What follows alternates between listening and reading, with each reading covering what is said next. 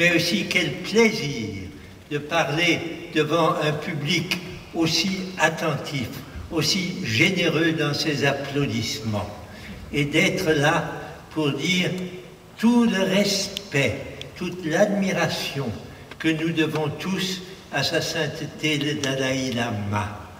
C'est lui.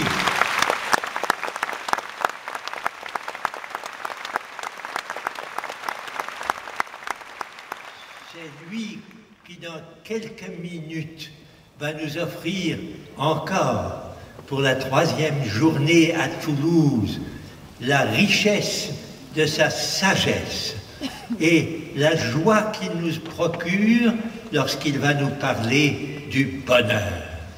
Pour ma part, ayant toujours considéré le bonheur comme la marchandise la plus riche pour tous les échanges, il faut être heureux pour donner du bonheur. Il faut aimer le bonheur à l'encontre de tout ce qui l'empêche d'être ce qu'il doit, à l'encontre de la jalousie, de la haine, de l'intolérance.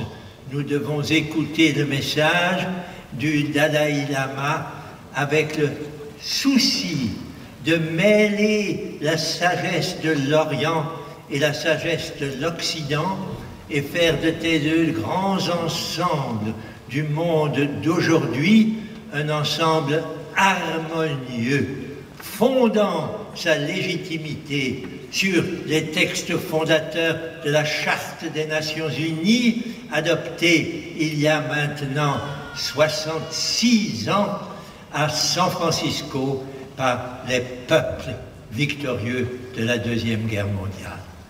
Ça fait partie de notre tradition. Je vais remettre une écharpe de cérémonie à Stéphane Hessel.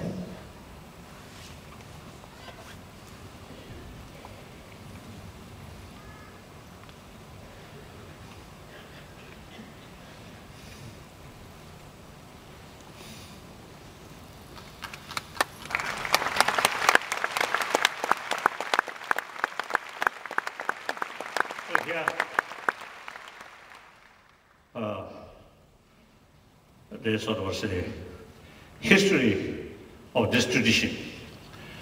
Firstly, I think this tradition come from India.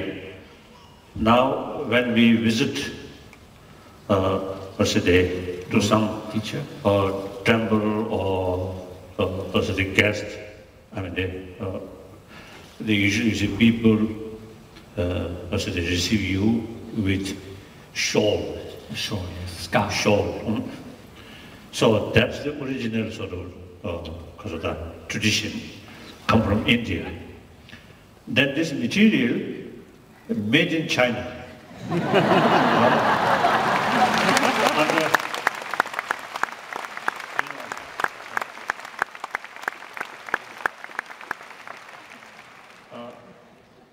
Under Tibetan sort of instruction, because here Tibetan script. One prayer, the person who keep this day and night, 24 hours, be happy. So that's the, I feel, symbol of harmony. Indian tradition used by Tibetan, material made in China. Like that. Thank you. Thank you. Thank you. Thank you.